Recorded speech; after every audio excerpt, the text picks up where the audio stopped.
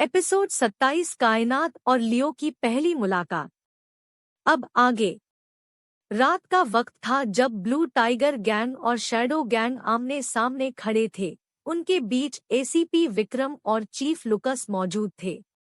इन दोनों powerful gangs को एक साथ लाने का काम इन्हीं दोनों का था।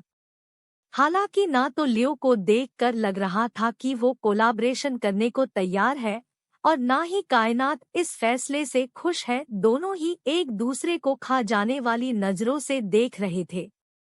हालांकि इन दोनों की आई वार देखकर पूरी टीम परेशान हो चुकी थी। खैर, दोनों कर ही क्या सकते थे। जब चीफ लुकस और एसीपी ने फैसला कर लिया था तो अब किसी भी हाल में उन्हें उनकी बात माननी ही थी। लेकिन फिर भी वो एक मौका नहीं छोड़ने वाले थे एक दूसरे को नीचा दिखाने की। अगर आंखों से लेजर लाइट निकलती तो वो दोनों कब का एक दूसरे को जला चुके होते। उन दोनों को देखकर बाकी टीम के मेंबर्स एक दूसरे का मुंह देख रहे थे, जैसे सोच रहे हो क्या उन्हें भी एक दूसरे को घूरना है या फिर मिलकर रहना है। खैर, कायनात लियो को घूरते हुए वहां से चली गई। ठीक यही हाल लियो का भी था। उन्हें देख बाकी सब ने अफसोस से अपना सर हिला दिया। सच में अगर इन दोनों को अकेला किसी मिशन पर भेज दिया तो ये दुश्मन को छोड़ पहले एक दूसरे को मारेंगे।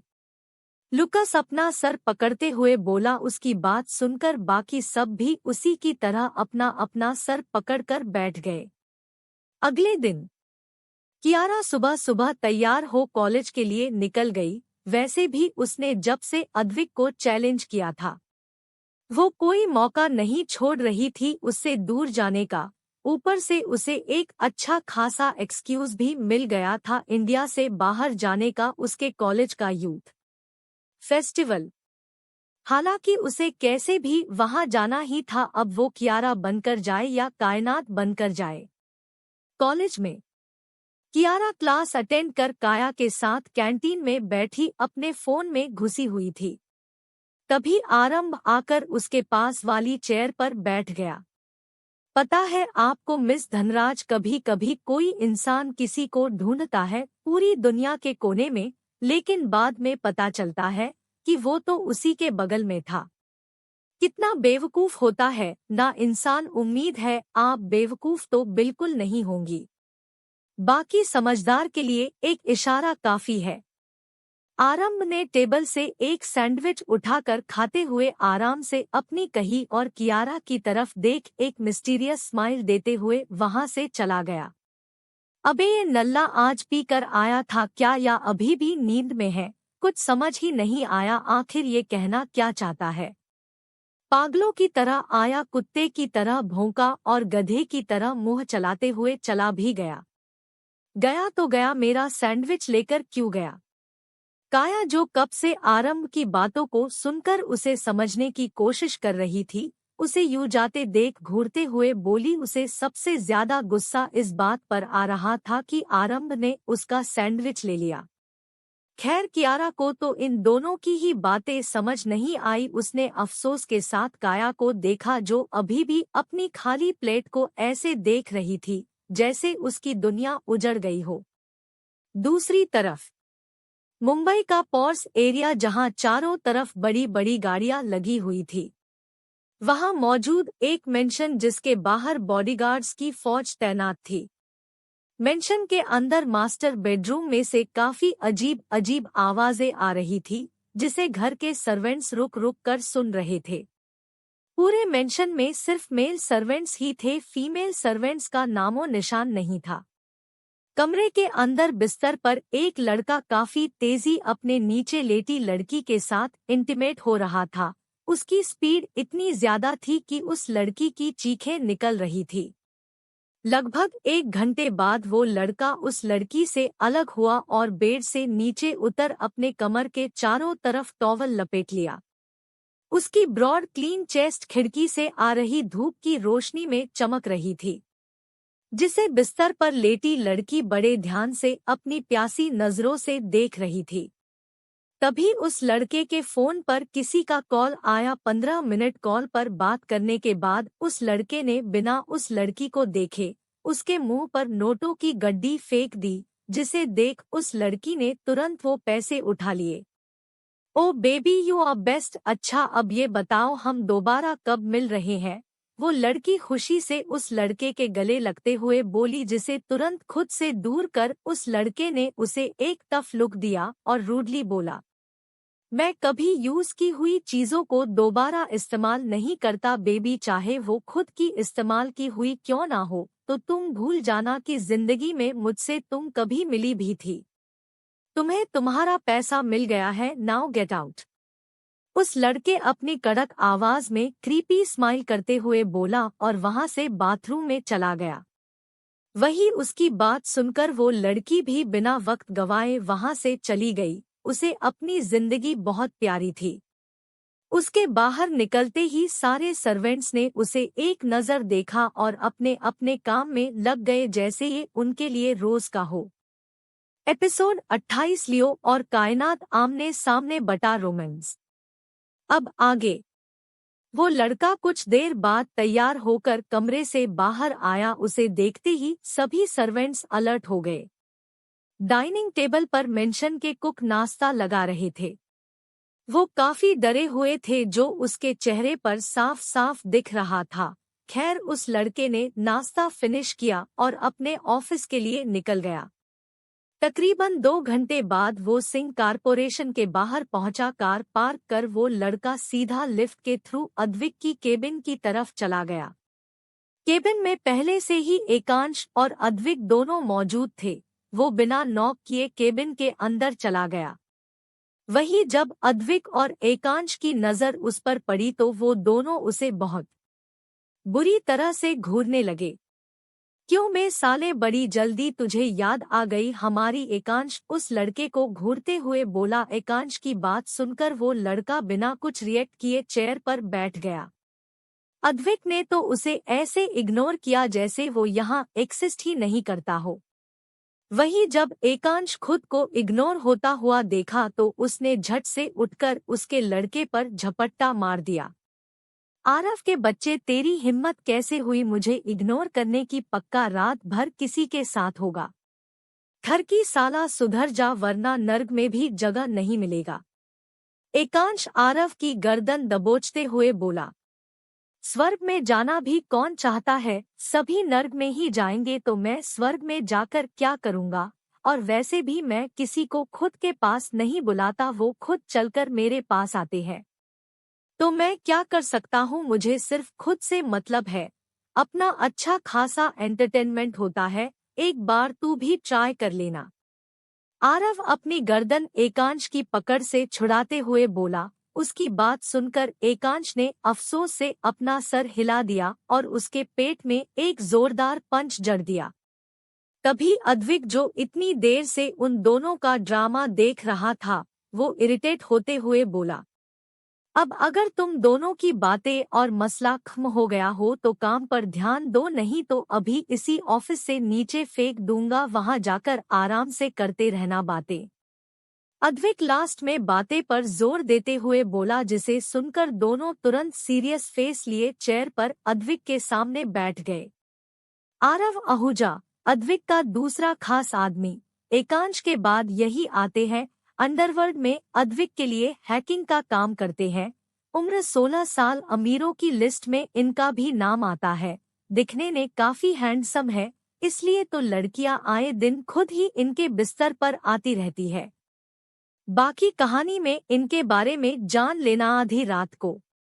मुंबई के जुहू बीच पर इस वक्त 2 बाइकर्स खड़े एक दूसरे को घूर रहे थे, जैसे उनके बीच अभी वर्ल्ड वॉर होने वाला हो। और ये दोनों कोई और नहीं, कायनात और लियो थे, जो इत्तिफाक से यहाँ मिले थे और अब एक दूसरे को मारने काटने को तैयार थे।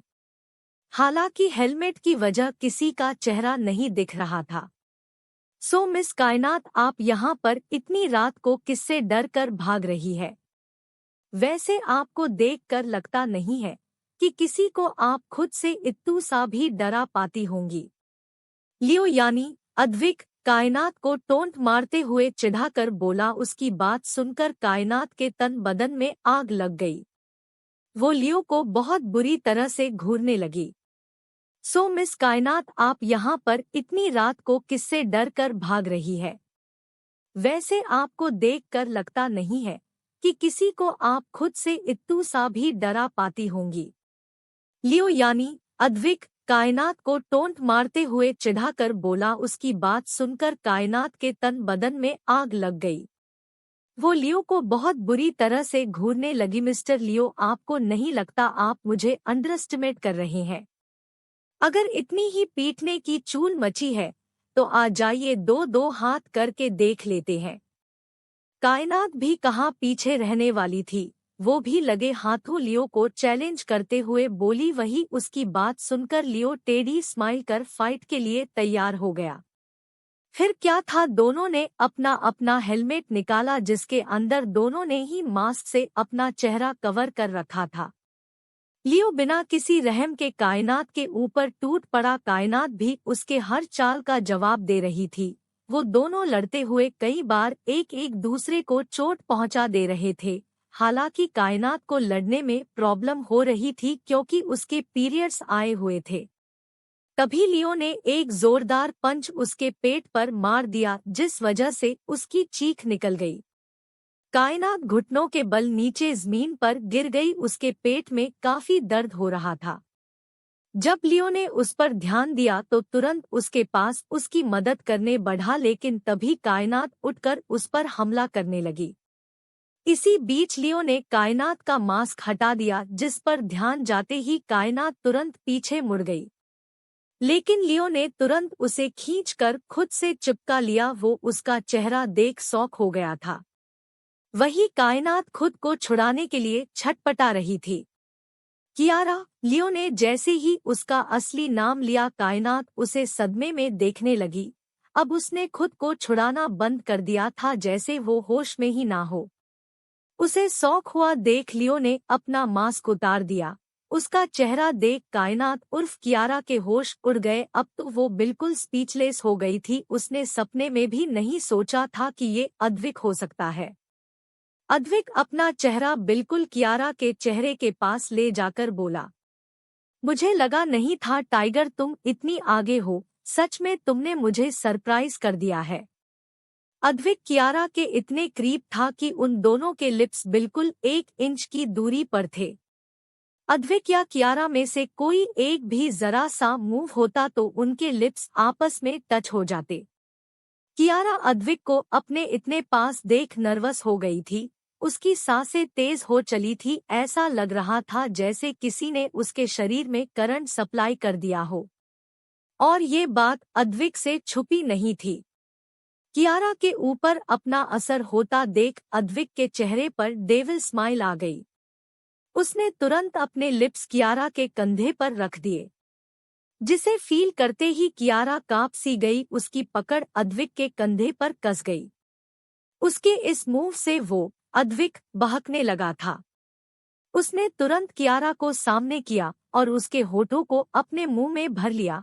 वो काफी एग्रेसिव होकर उसे किस कर रहा था। इस बार कियारा भी कुछ रिएक्ट नहीं कर रही थी। वो खुद को समझ नहीं पा रही थी आखिर वो चाहती क्या है। क्यों वो अद्विक के पास आते ही खो सी जाती है, क्यों उसे खुद से दूर नहीं कर पाती। अपने दिल और दिमाग के कसमकस में उलझी कियारा एक पल को सब कुछ भूल अद्विक का टच महसूस करने लगी, जो उसे सुकून दे रहे थे। लगभग 10 मिनट किस करने के बाद जब कियारा का दम घुटने लगा तो वो अद्विक को खुद से दूर करने की कोशिश करने लगी। लेकिन वो उसे किस करने में इतना खो गया था कि कियारा जितना उसे खुद से दूर करने की कोशिश कर रही थी, अद्विक उसे उतना ही पैशनेट होकर किस कर रहा था।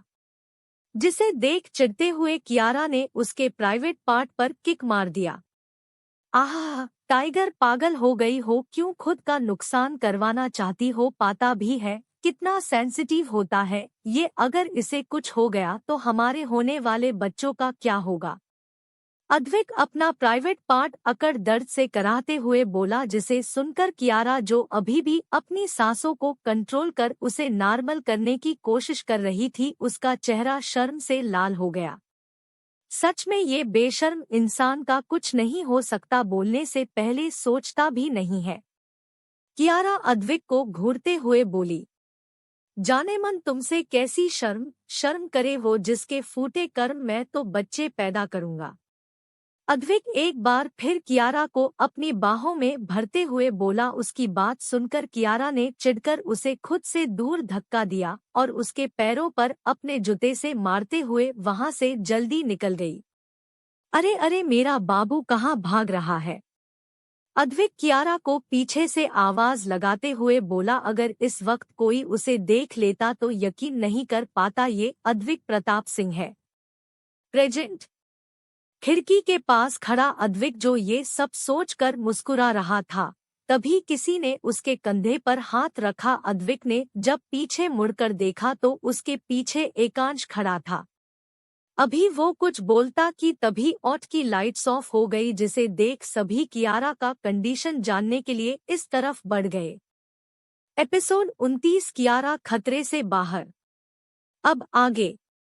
डॉक्टर के बाहर निकलते ही सभी उन्हें घेर कर खड़े हो गए। एक पल को तो इतनी भीड़ देख डॉक्टर भी डर गए, लेकिन फिर जल्दी से एकांश ने आकर सब कुछ संभाल लिया। काया जिसे एकांश अपने साथ ही ले आया था, उसे अब तक नहीं पता था कि अंदर उसी की बेस्ट फ्रेंड है। डॉक्टर इज एजेंट कायनात सेफ अद्विक सबके बीच से निकल डॉक्टर के सामने आते हुए बोला। उसकी बात सुनकर डॉक्टर ने उन्हें दरवाजे से हटकर ऑफिस में आने को कहा। कुछ देर बाद अद्विक डॉक्टर के सामने शांति से बैठा हुआ था। हालांकि डॉक्टर ने कहा था कि कियारा सेफ है, लेकिन उन्होंने एक ऐसा बम उसके ऊपर फोड़ा था जिसे सुनकर अद्विक बुरी तरह शॉक हो गया था। डॉक्टर, आप ये बात सिर्फ हमारे बीच रखेंगे? ये बात ना तो पेशेंट को पता चलनी चाहिए और ना बाहर के किसी भी मेंबर को। मेरी टाइगर सेफ है, मेरे लिए वही बहुत बड़ी बात है। अद्विक खुद को नॉर्मल कर अपनी कड़क आवाज में डॉक्टर को घूरते हुए बिना किसी भाव के बोला। उसकी ठंडी आवाज सुनकर डॉक्टर को अपनी रीढ़ की हड्डी में ठंडक सी महसूस हुई। डोंट वरी मिस्टर सिंह, मैं किसी को भी इस बात की भनक तक नहीं लगने दूंगा, डॉक्टर डरते हुए बोला। उसकी बात सुनकर अद्विक ने अपना सर हिला दिया और केबिन से बाहर निकल गया। उसके बाहर निकलते ही सबने उसे चारों तरफ से घेर लिया और कियारा की हालत पूछने लगे, जिसके जवाब में अद्विक ने सबको शांत कराते हुए कहा, अब लोगों को चिंता करने की कोई जरूरत नहीं है। कायनात इज सेफ नाउ और बहुत जल्द वो पूरी तरह ठीक हो जाएगी। लेकिन अब सब अपने अपने डेस्टिनेशन पर जाएंगे और कायनात मेरे साथ जाएगी। इस बात पर कोई सवाल नहीं होनी चाहिए। पहले ही आप लोगों की वजह से वो खतरे में पड़ चुकी है। आगे नहीं, जो भी बात होगा मिस्टर विक्रम आप मुझसे बताएंगे। अद्विक खड़े खड़े अपना फैसला सुना, सबको धमकाते हुए बोला और वहां से बिना किसी की बात सुने तेजी से चला गया। उसकी बात ने सबको स्पीचलेस कर दिया था। खैर, कोई अब कुछ नहीं बोल सकता था। एकांश जो कब से इधर ही बिजी था, इन सब में वो लगभग काया के बारे में भूल ही गया था। एकांश अपने सर पर हाथ मारते हुए काया को देखने के लिए जल्दी से कॉरिडोर में गया, जहां वो एक कोने में लगे बेंच पर चुपचाप बैठी हुई थी। उसे देख एकांश ने गहरी सांस ली और उसके पास चला गया। आई एम सॉरी, वो एक्चुअली मैं उधर बिजी हो गया था। तुम यहाँ क्यों बैठी हुई हो? चलो वापस, हम इंडिया जा रहे हैं। एकांश काया के पास बैठ उसके सर पर प्यार से हाथ फेरते हुए बोला। उसकी बात सुनकर काया ने एकांश को हैरान नजरों से देखा। मैं घर कैसे जा सकती हूँ? मेरी दोस्त कितनी परेशान होगी मेरे लिए। मैं बस आपका इंतजार कर रही थी। मुझे प्लीज मेरे होटल छोड़ दीजिए, मैं अपने दोस्त के पास चली जाऊंगी। काया हल्की डरी आवाज में एकांश से बोली। उसकी बात सुनकर एकांश ने उसे गोद में उठा लिया और आगे बढ़ते हुए बोला, डोंट वरी कायू, तुम्हारी दोस्त तुम्हें मिल जाएगी। पर अब कोई सवाल नहीं, शांति से मेरे साथ चलो। एकांश काया को देखते हुए बोला। हालांकि उसने अभी भी मास्क लगा रखा था, जिस वजह से काया उसका चेहरा नहीं देख सकती थी। कुछ देर बाद एकांश काया को लिए हॉस्पिटल के टेरेस पर पहुंच जहां पहले से ही एक प्राइवेट जेट खड़ी थी जिसमें अद्विक ने कियारा को शिफ्ट कराया था। एकांश भी काया को लिए जेट के अंदर चला गया। कुछ देर बाद आसमान में उड़कर निकल पड़ा इंडिया के लिए। मुंबई का फुटबॉल एकेडमी, जिसका नाम द काउच क्रू काल्पनिक नाम था, एकेडमी के अंदर इस वक्त दो टीम के बीच मैच हो रहा था जिसमें ब्लैक शार्क टीम का एक प्लेयर लगातार गोल पर गोल किए जा रहा था। वहीं सिल्वर ड्रैगन टीम बहुत बुरी तरह से हार रही थी। ये टीम किसी और की नहीं, आरव आहूजा की थी। अपनी टीम को हारते देख आरव का चेहरा गुस्से से लाल हो गया था।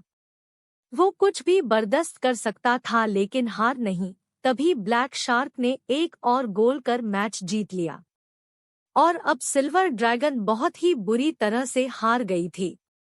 आरव अपनी जगह से उठा और उस लड़के को घूरते हुए गुस्से से वहां से चला गया।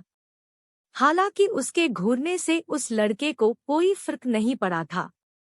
वो अपने हाथों में फुटबॉल लिए टेढ़ी स्माइल अपने खूबसूरत होठों पर सजाए और को देख रहा था जैसे उसे चिढ़ा रहा हो। वो लड़का आरव को उसके पास धीमे से गया और उसके सामने खड़े हो उसकी आंखों में घूरते हुए बोला, मिस्टर आहूजा, जरूरी नहीं अगर आप कह दे कि जितना है तो वो इंसान जीत ही जाएगा।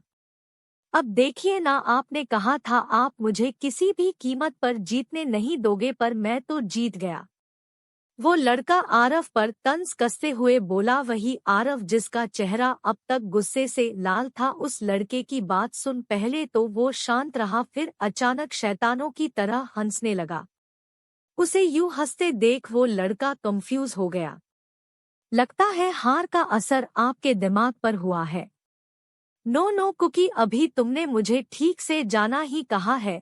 जितना खुश होना है हो लो, बहुत जल्द तुम्हें बड़ा शौक मिलेगा, तब तुम्हें समझ आएगा आखिर आरव आहूजा चीज क्या है।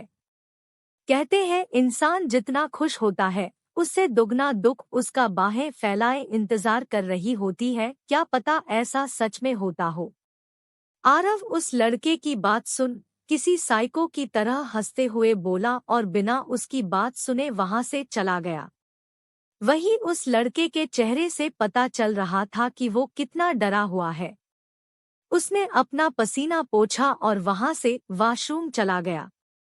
वॉशरूम में ना जाने मैंने किसी का क्या बिगाड़ा है, क्यों भगवान जी, क्यों आखिर क्यों उस इंसान से मेरी मुलाकात करवाई, क्यों मैं अपनी छोटी सी जिंदगी में कितना खुश था अब और नहीं सहा जाता है मुझसे। वो लड़का वही दरवाजे से लग नीचे बैठकर अपने चेहरे को घुटनों में छुपा लिया। उसके आवाज में डर, पछतावा और एक आगे होनी अनहोनी का खौफ नजर आ रहा था। आईने के सामने खड़ा वो लड़का लगातार अपने चेहरे पर पानी मार रहा था। एपिसोड 30, कियारा का भागना बटा फर्स्ट किस। अब आगे डॉट। वो लड़का अपना चेहरा साफ कर वॉशरूम से बाहर निकला, तभी एक लड़का जो कि उसका एकमात्र दोस्त था वो दौड़ते हुए आया। ओए मान, तू यहाँ है, चल वहाँ ग्राउंड में हलचल हो रखी है यार। अचानक से किसी ने हमारे टीम को खरीद लिया है, लेकिन किसने खरीदा है ये हमें नहीं पता। मान के दोस्त नीर ने उससे परेशान होते हुए कहा। उसके चेहरे पर परेशानी साफ साफ झलक रही थी। अपने दोस्त की बात सुनते ही मान जल्दबाजी में ग्राउंड की तरफ चला गया, जिसके पीछे नीर भी तेजी से आगे बढ़ गया। इस एक हफ्ते में कियारा अच्छी तरह से रिकवर हो चुकी थी। काफी हद तक उसके जख्म भी भर गए थे, लेकिन अद्विक उसे कहीं जाने की इजाजत ही नहीं दे रहा था, जिस वजह से कियारा काफी चिढ़ी हुई थी। नहीं मिस्टर सिंह, आप चाहते क्या है मुझसे? एक हफ्ते से इस कमरे में कैद कर रखा है, कियारा चिढ़ते हुए झल्ला कर बोली। उसकी बात सुनकर अद्विक उसे घूर कर देखने लगा। टाइगर, पिछली बार भी तुमने मेरी बात नहीं मानी थी। मेरे मना करने के बावजूद भी तुमने अपनी जान खतरे में डाली, यहाँ तक कि तुमने खुद की जान जोखिम में डाली टाइगर। इसलिए मुझसे ये उम्मीद बिल्कुल नहीं रखना कि मैं तुम्हें इस बार कहीं जाने दूंगा। अद्विक अपनी कड़क आवाज में कियारा के सर को प्यार से सहलाते हुए बोला और बिना उसकी आगे की बात सुने कमरे से बाहर चला गया। अब तक कियारा उसकी बात सुनकर बहुत बुरी तरह से झल्ला चुकी थी। कुछ देर बाद कियारा जो कमरे में इधर से उधर चक्कर लगा रही थी, अचानक से वो रुकी और अपने कमरे की खिड़की खोल बाहर देखने लगी। उसकी अपनी नज़र चारों तरफ दौड़ाई, लेकिन इस वक्त मेंशन के बैकयार्ड में कोई भी बॉडीगार्ड मौजूद नहीं था। ये देखकर हालांकि कियारा को थोड़ी हैरानी तो हुई, लेकिन फिर वो ज्यादा ना सोचकर जल्दी से कमरे ने गई। उसने आलमीरा खोलकर एक बेडशीट निकाला और उसे 2 टुकड़ों में करके खिड़की से मजबूत बांध दिया और उसके सहारे नीचे उतर गई। उसके बाद कियारा ने आसपास देखा और मेंशन से बाहर निकल गई। उसके लिए सबसे हैरानी की बात ये थी कि वो जब से आई थी तब से उसने यहाँ दर्जनों बॉडीगार्ड्स को पहरा देते हुए देखा था, लेकिन आज तो कोई भी मौजूद नहीं था। खैर, कियारा ने इस बारे में ज्यादा नहीं सोचा और जल्दी से वहां से दूर चली गई। वहीं अद्विक इस वक्त अपने केबिन में बैठे हुए लैपटॉप पर कियारा की हर हरकत को देख रहा था। उसे पता था उसकी शेरनी मानेगी नहीं, इसलिए उसने पहले ही सबको हटा दिया था। उफ टाइगर, तुमसे मुझे इसी की उम्मीद थी। बात तुम मेरी मानती नहीं हो और एक जगह तुम्हें कैद करके रखना पॉसिबल नहीं है। लेकिन इसका मतलब ये बिल्कुल नहीं है कि आगे भी तुम अपनी मर्जी चलाओगी। नेवर, आज तुम्हें जाने दिया, लेकिन मेरी नजरें तुम्हारी हर हरकत पर है, भूलना मत। अद्विक प्रताप सिंह कभी अपनी चीजों पर किसी और को नजर नहीं डालने देता। अद्विक कियारा को लैपटॉप में देखते हुए दीवानों की तरह बोला। उसकी आवाज में एक जुनून और सनक मौजूद था जो आगे कियारा के लिए और बढ़ने वाला था। खैर, एक तरफ जहां अद्विक और कियारा के बीच भी नजदीकियां बढ़ने लगी थी, हालांकि इसका अंदाजा भले कियारा को ना हो, लेकिन धीरे धीरे उसे आदत तो हो रही थी अद्विक की। दूसरी तरफ नैना ने कियारा के समझाने पर टीचिंग करने का फैसला लिया था और इसके लिए उसे बेस्ट स्कूल में जॉब भी मिल गया था। आज उसके स्कूल का फर्स्ट डे था। कहा था मैंने मम्मा से जल्दी उठा देना। एक तो पता नहीं कियारा कहाँ है, किस हाल में है, अब तक ये पता नहीं चला। ऊपर से मैं फर्स्ट डे ही लेट होने वाली हूँ। नो, मुझे फर्स्ट डे ही लेट होकर अपनी इम्प्रेशन नहीं खराब करनी। नैना खुद में बड़बड़ाते हुए परेशानी से चलते हुए स्कूल के कॉरिडोर में जा रही थी। इस वक्त उसने ब्लू रंग की जॉर्जेट साड़ी पहन रखी थी। खुले बाल और हल्का मेकअप में वो बहुत खूबसूरत लग रही थी। नैना खुद में इतना खोई हुई थी कि उसने ध्यान ही नहीं दिया कि उसके सामने से कोई आ रहा है और सामने वाले इंसान का भी ध्यान रास्ते पर नहीं था, जिस वजह से दोनों का टक्कर हुआ और वो बुरी तरह से जमीन पर गिर गए, जिस वजह से उनके लिप्स आपस में टच हो गए थे, जिसे महसूस करते ही नैना की आंखें बड़ी बड़ी हो गई। उसने जैसे ही उठने की कोशिश की, एक बार फिर वो उस इंसान के ऊपर गिर पड़ी और एक बार फिर उन दोनों के लिप्स टच हो गए। नैना का मन कर रहा था वो गड्ढा खोद उसी में खुद को छुपा ले। वो तेजी से खुद की संभालते हुए उठी और बिना सामने वाले को देखे सॉरी बोल दौड़कर क्लास की तरफ चली गई। मिस्टर जडेजा, आप यहाँ हैं, प्लीज मेरे साथ चलिए, ऑफिस में सब आपका इंतजार कर रहे हैं। उस आदमी की बात सुनकर अमित अपना सर हिलाते हुए ऑफिस की तरफ चला गया। हालांकि अभी भी उसका ध्यान नैना की तरफ ही था। उसके नीचे गिरा लड़का अभी भी जमीन पर लेटा नैना को भागते हुए देख रहा था। वो मुस्कुराते हुए उठा और अपने लिप्स टच कर वहां से आगे बढ़ गया। तभी किसी ने उसे पीछे से आवाज लगाया।